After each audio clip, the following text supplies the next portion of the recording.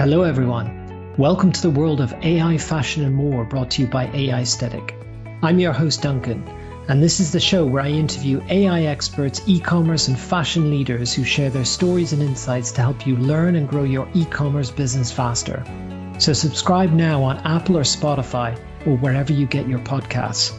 In this episode, I interview Joe Jordan, investor at venture capital firm Supernode.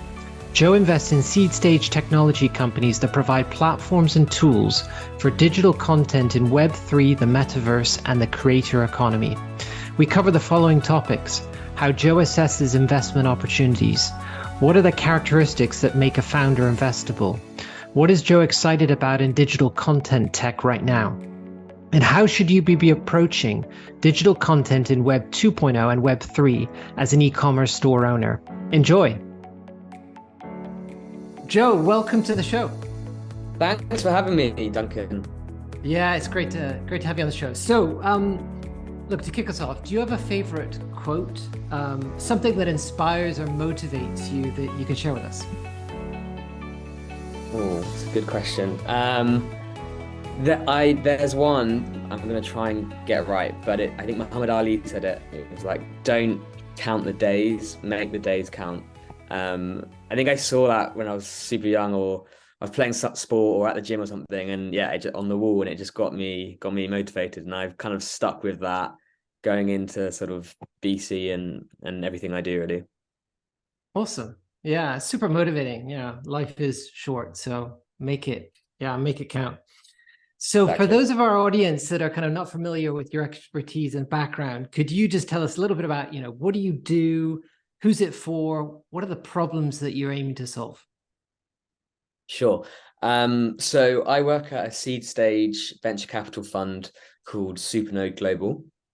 As you can tell by the name, we invest globally in seed stage startups that are building digital content tools and platforms. So I'm sure we'll go into it later on, but essentially what that means is anyone helping to create, distribute, and monetize digital content within gaming, 3D experiences, audio and video platforms. And yeah, I've been here a year and a half. But prior to joining, I was on the other side of the table. I was a founder myself. So I built an on-demand job platform for students and local hospitality employers whilst at university. And yeah, kind of gave me a good grounding to get into VC, and thought it'd be interesting to see what it's like on the other side of the table, really. Yeah, that's great. I mean, so we're going to get into Supernode for sure, as you said, because I think a lot of our listeners would love the kind of the inside scoop and the perspective of an investor. But I guess before we do that, we'd just love to kind of dive into and hear, how do you get to, just want to go back and understand a little bit the kind of backstory of how do you arrive at investing? How do you arrive at investing quite large amounts of money and deciding, okay, where does that go? Who do you invest in? So how did that happen? How did you end up where you are today? Yeah, I mean, it's not a traditional path. Typically in VC, maybe you have a few years at investment banking, or you're a consultant and kind of go into VC from there. My route, or how I got into it, was, as I mentioned before, I had my own startup called StuTemp, which was, like a job platform for students who wanted kind of on-demand shifts at bars and restaurants.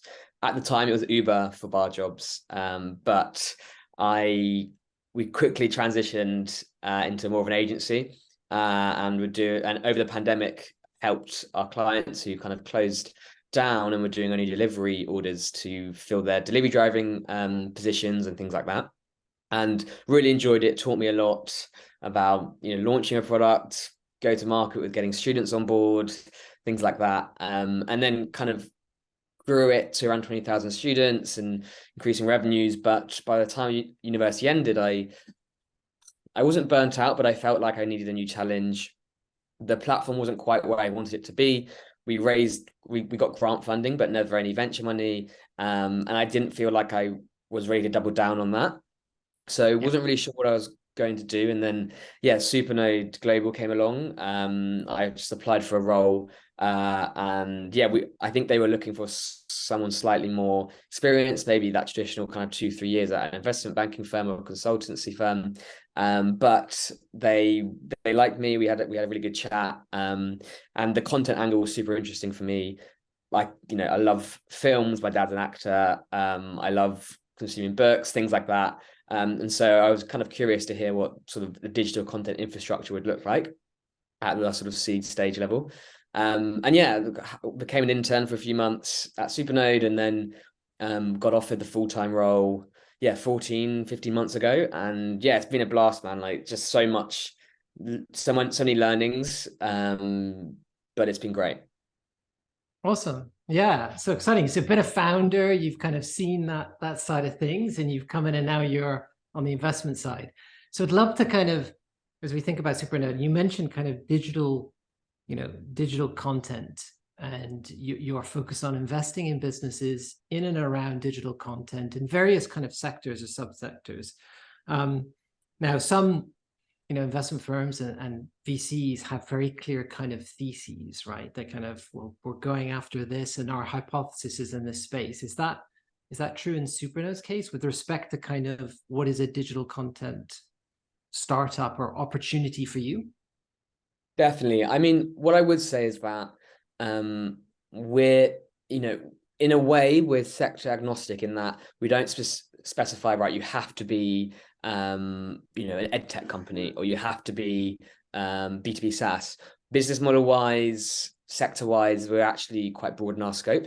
However, what is a must for us is that you leverage digital content as sort of your core value proposition, or like I said, it's really across the 4 major sort of life cycle stages of content, being you're helping people to create content, or you're helping companies to distribute content, or you're helping creators to monetize their content, or you're just building a platform that changes the way we consume content. And whilst we won't invest directly, and this is kind of going to a question around our thesis, whilst we won't invest directly in IP or content itself, so game studio or a podcast studio or podcaster or whatever, or an esports team, what we will do is the underlying technologies that enable those people to create content, to share content, because we think content is actually super important to how we view the world. Like, I think something like the average American spends 8 hours a day consuming content, so watching films, series, books, whatever it might be, which is like more than they sleep or work. So it's obviously a super important way of how we communicate nowadays. And I think with the rise of AI and the kind of accessibility of content amongst social media and things like that, and younger generations spending all of their time in virtual worlds like Roblox, it's just going to become increasingly important. And so we want to back the next tools and platforms that sort of allowing this kind of flourishing content scene to develop, I guess. Yeah, no, it's fascinating. So I guess that sort of then begs the question, and what are these tools and platforms that are very exciting to you at Supernode right now? From a technology, you mentioned generative AI, we've got the metaverse, Web3. Yeah. Give us a sense of some of these kind of, I guess, beyond those kind of big words and statements and phrases that are kind of banded about continually. Give us a sense of some of those sub areas or how you look at this. Yeah, no, definitely. I think, I mean, like you say, generative AI is something that's bandied about a lot, and there's a lot of noise about it.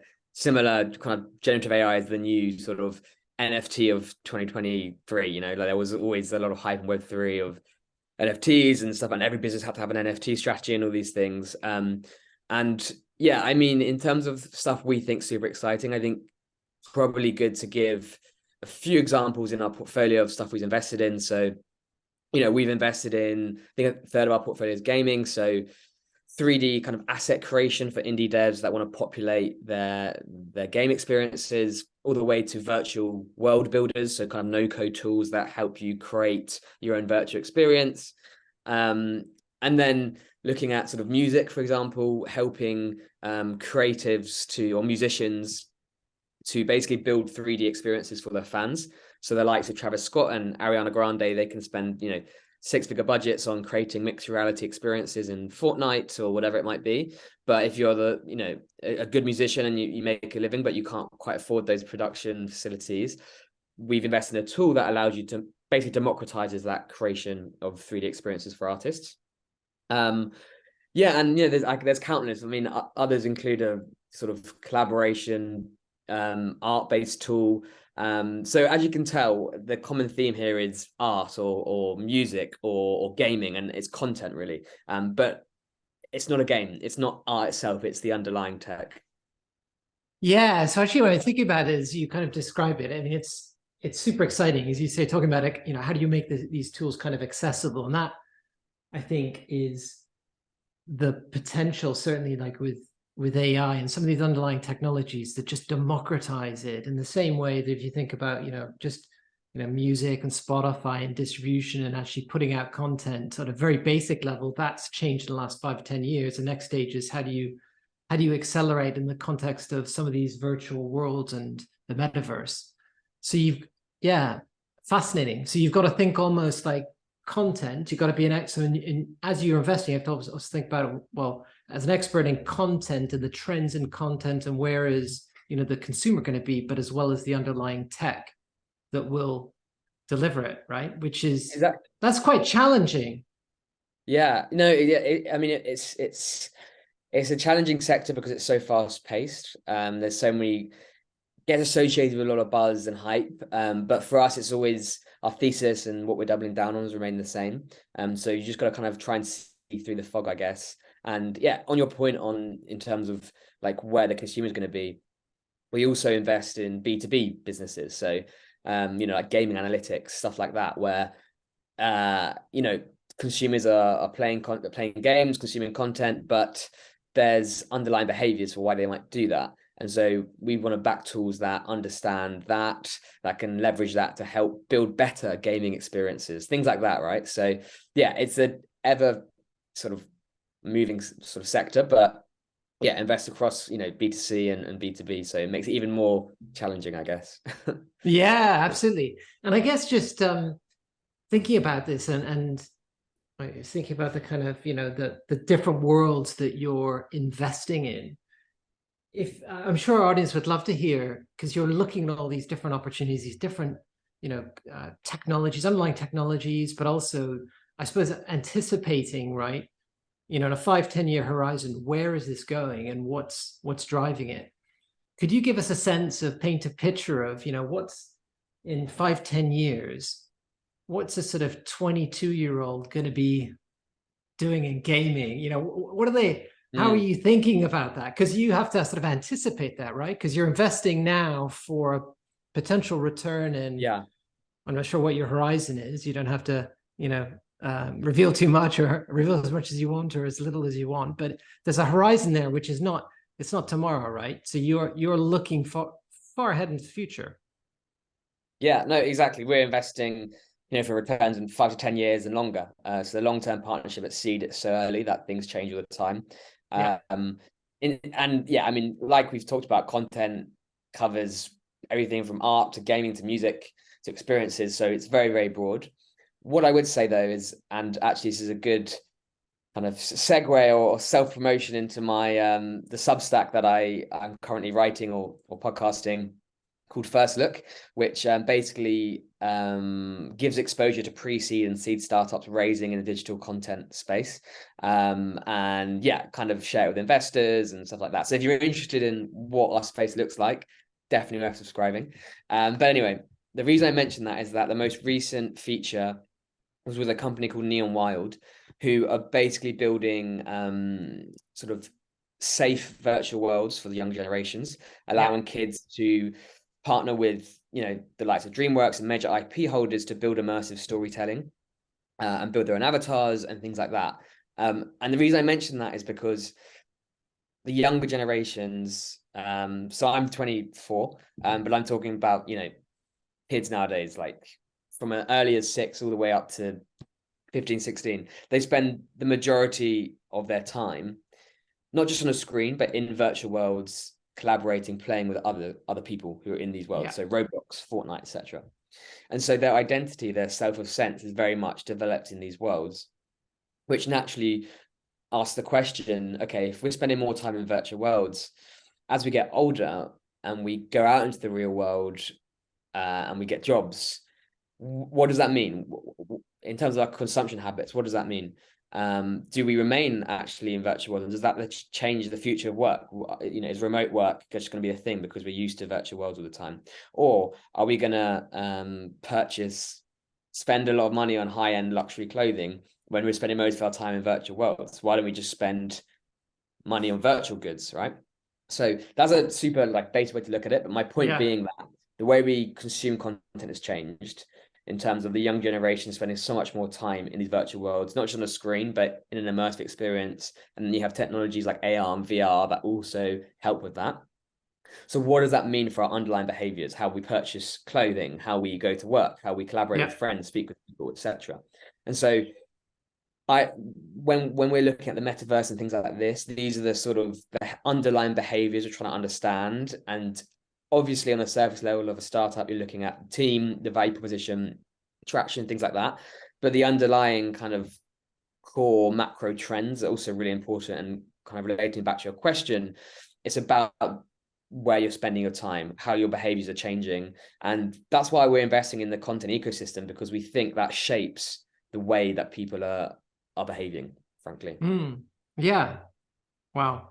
Yeah. Quite waffly answer that, but it's fascinating. No, I mean, I think it's fascinating because actually you're raising a point, which is, this fundamental shift of, as you say, screen time, but also being in virtual worlds, and how is that fundamentally going to change kind of behavior and what you do, what you buy, and how you are as an individual. I mean, that's just fundamentally it's huge. And when you're in the midst of such change, you perhaps don't often have the opportunity to take a step back and just see that and see, how, and anticipate how those things will play out.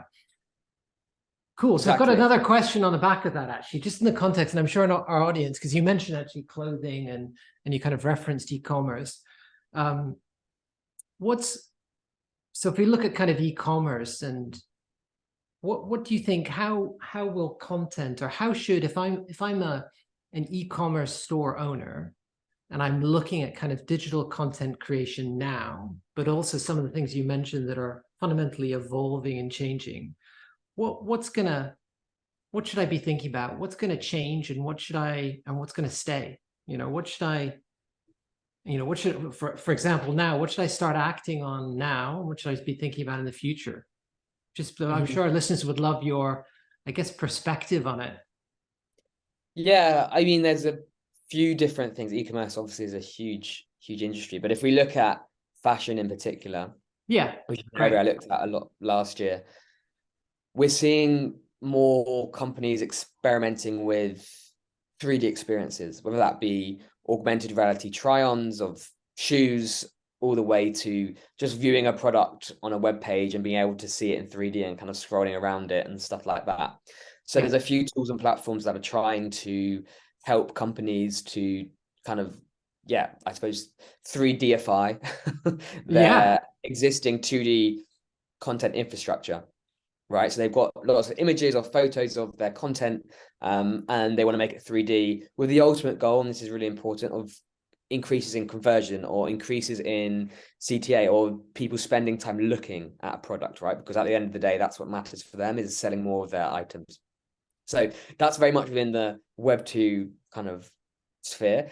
And then if you look longer term and look at the Web 3 sphere and metaverse and all these buzzwords, what I'm talking about is virtual worlds and virtual goods. So kids who are spending money in Roblox or in Fortnite with their virtual currency, spending money on a new pair of shoes that they can wear in different planets, whatever it might be, or clothing or skins, game skins, right? So I think if you're a traditional e-commerce retailer, and we've seen it with the likes of Gucci and these larger brands collaborating with these worlds and having sort of a metaverse strategy as a marketing channel is important. But longer term, these are going to be your future customers. So how do you engage them in a way that they care about? Maybe they don't care about as much their physical presence, more about their digital identity. So how do you build exciting virtual products for them, right? And so that then leads to who's helping individual retailers, brands, solopreneurs, which we've seen a lot of in the e-commerce space, kind of build their own personal brand, who's helping these people to build or to create virtual goods for these people. So yeah, there's quite a few things, both I suppose in the Web 2 sense of things and then the metaverse Web 3. But e-commerce, yeah, I mean, it's constantly changing. And I think there's a lot of overlap with content. And it's just one of the spaces we look at alongside others. Yeah, no, it's super. I mean, it's very dear to my heart as well because we're in the space of 3D reconstruction, AR, VR. So yeah, no, it's fascinating to hear your perspective on it, and I'm sure listeners would appreciate it. So I want to kind of dive into a little bit as well. So that's given us, you've taken us into the future 5-10 years. You've looked at fashion, e-commerce, and but I also want to kind of for a little bit start to kind of unpack and come back to your investing in companies and how it's always fascinating to understand how people make decisions, particularly decisions. We're talking about relatively large amounts of capital and just so many opportunities. I expect you receive so many different proposals or pitch decks. Would love to hear a little bit your perspective on how do you approach these opportunities? How are you evaluating these proposals, these pitches that come across your desk? Yeah, I mean, it's the major question with every VC firm tries to understand and build a process that works. If we zoom out for a second, in terms of investing, like you have the sourcing part, so there's a lot of inbounds, a lot of opportunities, but how do you filter and get the best companies? And that's, speaking with other investors, embedding yourself in founder communities, doing things like this, just getting yourself out there. So that's a part of it. But in terms of the evaluation elements, I mean, there's no rule of thumb, right? Like every investor or some investors will try and tell you that they know exactly what they're looking for, and there's common red flags that they'll see and things like this. And whilst that's true, whilst there is some red flags or things that crop up in conversations that you have with founders where maybe there's a reason to not do the investment, it's really a case by case basis. Every business is different, every founder is different, and I think it's the thing about VC is, in some respects, you're trying to invest in outliers, right? You're trying to invest in the 0.001% of companies that will become a unicorn. You're looking for $1 billion plus companies, right? Which is so rare. I mean, it's rare enough to get seed or Series A and beyond funding, the number of companies that exist. It's rare to just stay alive, frankly. It's so difficult to build a startup. So you're looking for outliers. And then what often happens is that you start pattern matching. So maybe because you've invested in 20 companies and 10 of those companies failed, and you think the reasons are X, Y, Z, when you evaluate future opportunities, you use those reasons to discount investing in it. But obviously, what that means is those outliers, the ones that, okay, maybe they do have all those issues, but there's one thing about it that makes it supercharge it, and could be the next Uber or the next Airbnb, you miss out on because you're pattern matching what you've seen previously. And by definition, you're not investing in those outliers then. So it's a really difficult game, because at the same time, as an investor, you're looking for those early signals. It's the only way you can evaluate it, because you're betting on the future, right? So for example, maybe if a company has high burn and they're spending a lot of money, you question the resourcefulness of the team, for example, and that might be a reason to not do the investment. However, on the other hand, that company might also have an amazing value proposition. So what they're offering to customers, the team might be top tier. They might have a really interesting market they're going after, or they have kind of domain expertise and industry connections, and they've been in this space for ages. And so that potentially outweighs the burn, or potentially outweighs other risks. So when you're evaluating it, it's like, you've got to look at the big picture, the macro trends, but then also dive deep into particulars. And when you dive deep into particulars and you're looking for early signals, you've got to be careful not to pattern match and by definition miss out on outliers. If that kind of answers your question a little bit, I'm happy to dive into particular, value proposition or market, what we look for. But at an overview, that's the difficulty of trying to invest at seed or super early. Yeah, no, for sure. I mean, that's as you say, there's a risk and the kind of bias with pattern matching. I guess one of the questions, just thinking about the earlier stages which you're investing in, is where do you sit on this kind of team bit? In the sense of, yeah, I've heard of some investors say, look, they'd rather invest in an A team with a B opportunity than vice versa. Where do you guys sit on that? Some investors hold that very, very strong convictions, which then, as you kind of reference, when you start to look at the specific stage you're investing in, then that drives a certain kind of Mm-hmm. bias or Mm-hmm. frame to the discussion. Yeah, I mean, not gonna lie, at the earlier stages, so pre-seed, seed, like the team is probably the most important. It is the most important, in my opinion, the most important thing. You have to understand whether this would be a good investment. The reason I say that is because it's so early, it's likely that the product they've built right now, or the target, even the market they're going after, or whatever they're solving, will change. They will pivot. So they'll focus on a different type of customer, or they'll add a feature that their customers love, and they focus on that wholly.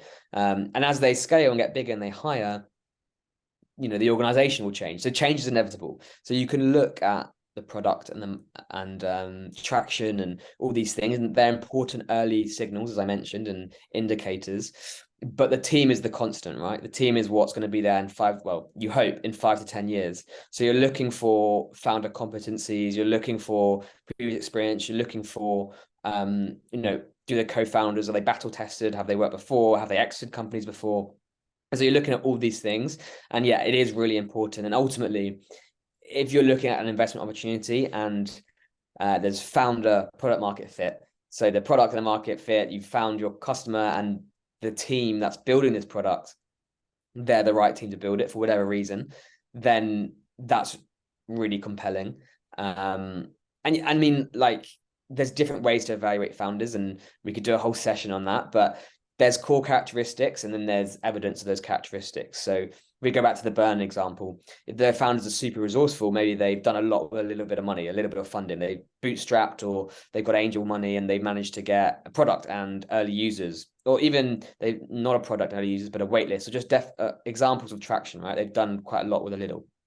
You could also look at more sort of fixed things like, okay, they've been their founder building in the 3D gaming space, and they've been a gamer their whole lives, and they've worked in the gaming industry and have connections and more tangible elements, things you can actually see evidence for. And then the intangible side of things, ambition, vision, can they execute, which is a benefit of tracking a company if you invest at seed from pre-seed, because you can see they said they were going to do these things at pre-seed. They've now got to seed and they've done it. So it gives you confidence in their ability to execute, to get things done. And then the A to Z, right? The vision, longer term. Do they see the big picture? Do they want this to become the next revolutionary company in this space? And that ties with ambition, like I said. So there's a range of things when you're assessing people and founders. And it's hard in VC because I love building relationships with founders. Like, I do consider myself founder friendly, and as a fund as well. Like, it's one of the perks of the job, is meeting amazing people who are trying to, like, taking a lot of risks to build and change things. But at the same time, you're assessing competencies and, can these founders do what they want to do? And there's a bit of friction there. So it's, yeah, trying to assess and also build a relationship is one of the difficulties in VC, I guess. But yeah. No, it's really interesting. I mean, I think you've got some really interesting, important characteristics, which you've mentioned. What do founders? So thinking about founders, when they you mentioned, you're building a community and you're interacting with founders. What mistakes do founders and entrepreneurs make in kind of pitching to you or communicating with you more broadly? Yeah, in terms of approach to fundraising and pitching to us, I think one of the key things is understanding who your target investor is. So this is from a stage perspective, but also a focus perspective, right? So if you're approaching me as a Series A company and you're in ag tech or food tech, it's very unlikely there's a content angle there. So it's unlikely we'll do it. And what that means is you can have the best sort of spreadsheet of investors and try and target every single one, but actually focusing your outreach or your warm intros or whatever, however you're getting to investors, focusing on the ones that actually matter, the ones that can generally do the investment is important. And that comes from fundamentally just researching those funds, right? So that's kind of tick number one. You just research who you want to speak with.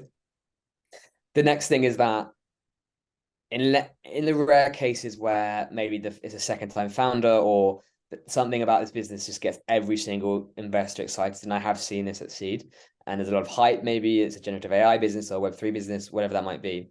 In most cases, getting investment is a relationship building process, and so it takes time.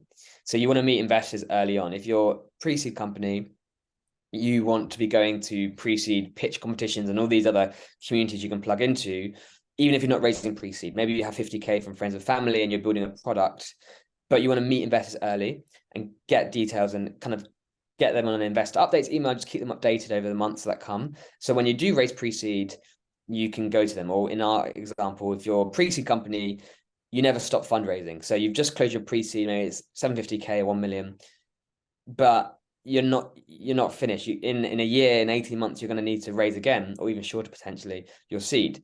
So to make that inevitable step easier, you want to be speaking to seed investors early on. So you've just got your pre-seed, you focus on building and getting your users and getting first customers, but at the same time, you want to be keeping relationships with investors warm. So maybe you add emails. You don't necessarily take calls, but you add existing emails of seed investors who have said it's too early to your updates email. Maybe you check in now and then, you update them on progress, things like that. So yeah, the second thing would be just you're always fundraising in a way, because when you need that money, you don't want to be in a situation where you have to start from scratch again. And to be fair, at seed, typically your pre-seed investors will help you, but at pre-seed, obviously you've got to really, you've got to start from scratch. So trying to do that early as possible is really important. So that really are two things when it comes to fundraising that are most important. And, obviously the more tangible side of things, get things in place with your pitch deck, your data room, just get the materials ready because VCs will ask for that. And there's a whole strategy around, how you approach first calls, second calls, how you pitch, things like that we can go into. But I think, getting your pitch deck refined, reviewed, maybe a way to keep seed investors interested is say, hey, this is my seed deck that's going to be in a few months' time. Can you just review it and let me know if you have any comments, right? Just keep them interested and at the same time receive really helpful feedback. And actually, as part of the fund at SuperNerd, we have a community here of pre-seed startups with the goal of getting them to seed. And so I host, like, as a fund, but also me personally, we host like pitch deck workshops, right? Where it might sound quite dry, but we'll literally go through each slide and be like, this is what, as a fund, we would like to see in a pitch deck. The questions around how do we size the market? How do we present this information? What should I include in my pitch deck? This whole thing we do as part of the community programming. So yeah, third thing to back to your question is make sure your pitch deck is in order. You've got the materials in place. And when a VT asks for it, you're super clued up and you've thought deeply about the questions that they might have. Awesome. Well, that sounds great, actually. What we'll do, you mentioned you have your own podcast and Substack newsletter. So we'll put that in the show notes, but equally just what you referenced a moment ago, I think that'd be super helpful for some of our listeners. Pitch deck workshops, always valuable, if relevant, given the sector that they're in. So we'll put that in the show notes as well, because that's, appreciated and super helpful. So yeah, thank you. Yeah, definitely. I would 100%. If you're a seed founder, please reach out and we have a chat. But if you're pre-seed too early, still reach out and I'll probably direct you to the community, which is like a really sort of premium pre-seed community. We try and get the best startups at the earliest stages in our space into a community and we help them accelerate to seed, right? But we don't take equity. It's a completely free resource and just very, very useful. We have about 150 members. So yeah, if there's any digital content, pre-seed startups, please reach out. And even if you're not fundraising, we can direct you there.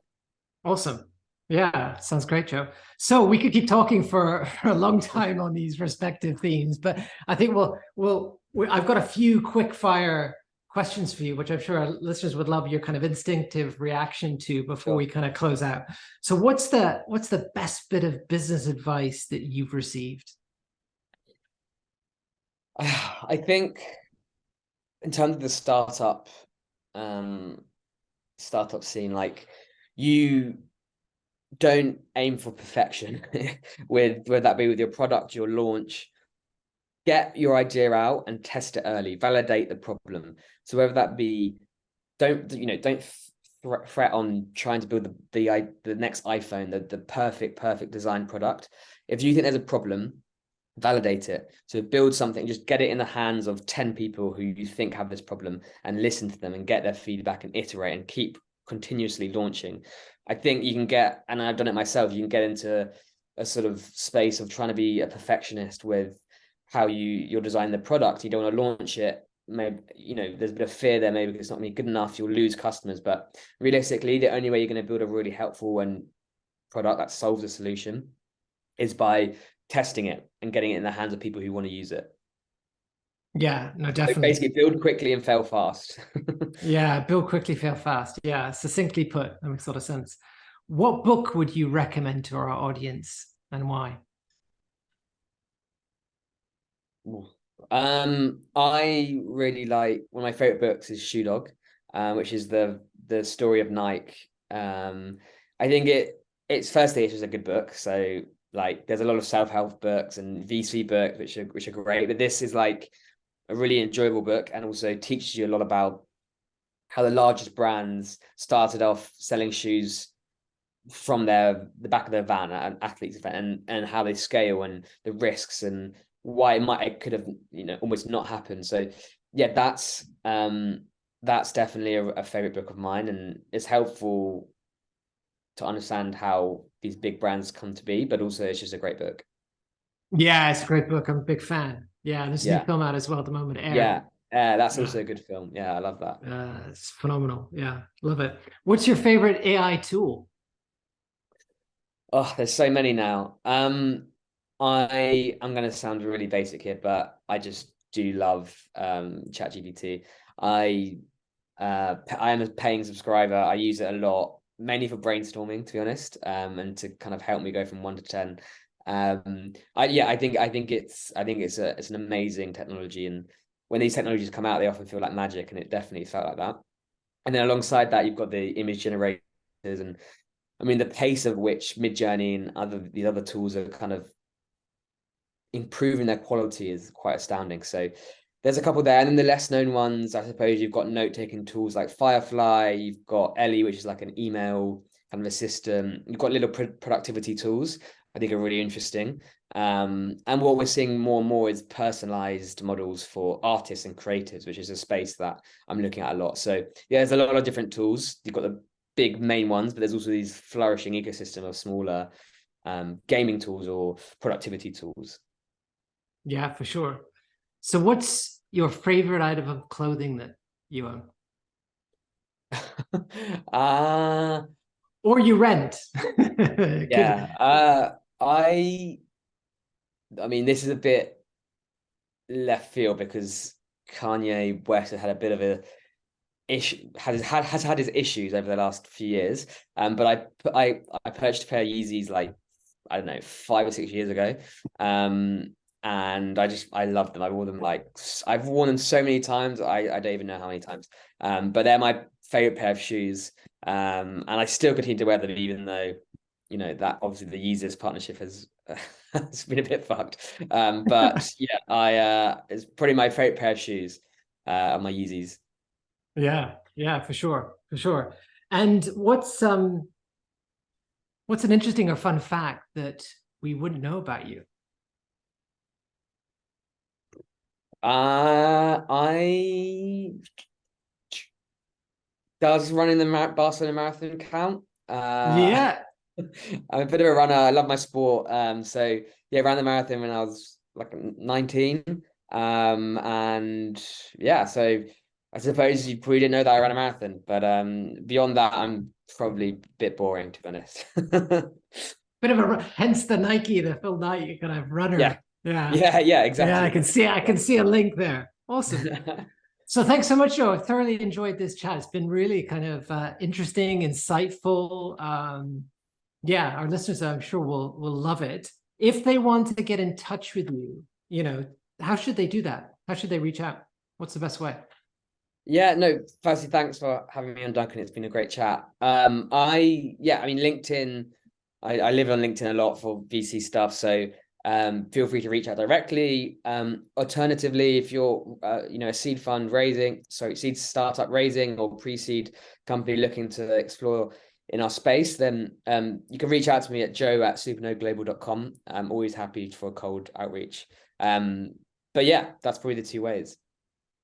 Awesome, Joe. Well, thanks so much. Really enjoyed it. Yeah, super inspirational. I hope to speak with you soon. Yeah, cheers, Duncan. Appreciate it, man. Take care. Bye. Bye.